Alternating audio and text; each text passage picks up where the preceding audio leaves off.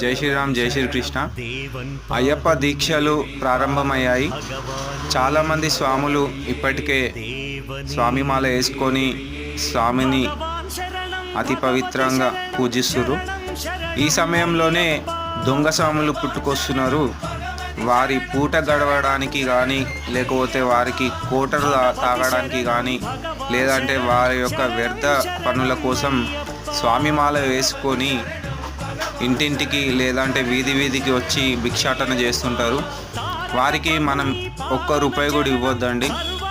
మనం నిజంగానే స్వాములకు సేవ చేసుకోవాలనుకుంటే స్వాములు అందరు కలిసి సన్నిధానం ఏర్పాటు చేసుకుంటారు.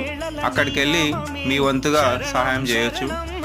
కానీ ఏ ఒక్క స్వామి కూడా బయట మీరు ఇవ్వద్దు. ఇది అందరికీ షేర్ చేయండి.